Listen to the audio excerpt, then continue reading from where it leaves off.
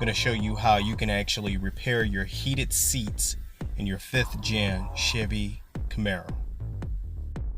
The problem with the heated seats lie in when you turn the heated seats on, you'll notice that after around 30 seconds, 45 seconds, or around a minute or a minute and a half, those heated seats will automatically shut off. The seats will not get hot. While you're listening or watching this, go ahead and disconnect your car battery. You want to wait around 15 minutes before we actually get started because there are airbags inside of the seat. You do not want to set those off while you're actually working on it. It could not end well. The problem in the seats is right here in this location. So for my tools today, I'm going to use a ratchet extender, a wrench socket, and a torque bit.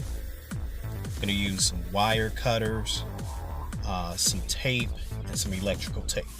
You can also need one piece of maybe around a 3-inch long wire, 12 to 14 gauge, to connect for the burnt piece of wire that's burned off within your seat. So here's the locations of where you're going to use the torque wrench, which is an S2T40. Now, a standard torque screwdriver is not going to give you enough torque to actually take that seat off. So that was the purpose of me actually using a ratchet, which I'm just going to stack up just like this. Now, if you already have a standard torque bit kit, you're in good shape. But if not, you can actually use one of your wrench pieces.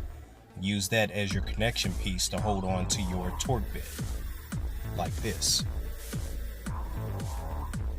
Now, it may not lock in perfectly tight, but it's enough to actually get the job done. Let's get started.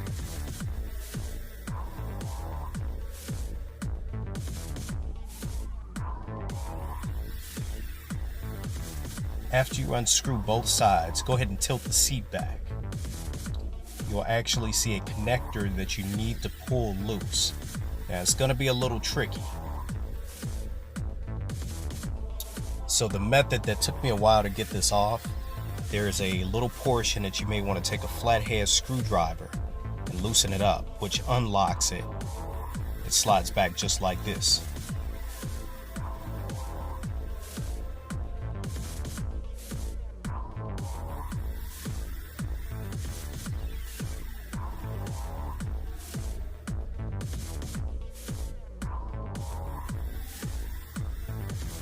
Do not pull too hard, just wiggle it back and forth until that piece pops out. Do not use too much force. You don't want any damage with your airbags and your wiring configuration for your heated seats. At that particular point, you should be able to remove the seats.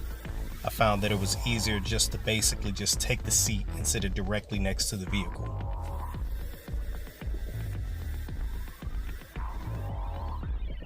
On the back of the seat, regardless of whether or not it's the driver or the passenger, you're going to find 2 zippers that you're going to zip directly up on the back of the seat. This will allow you to actually take the seat cover off and pull it directly up, just like this. So here is your problem. You will notice that these 2 wires that are coming from your heated seats directly to the heating core have burned off. Just in case you need to get a better view of it. This is a known issue that most 5th gen Camaro owners have been experiencing. This probably stopped working when your vehicle was out of warranty, but you can actually fix this directly yourself. So go ahead and strip that around a 1/2 inch on each one of those 2 wires. Then you want to go ahead and come around to the back. You can just basically just pull that wire directly from out the back.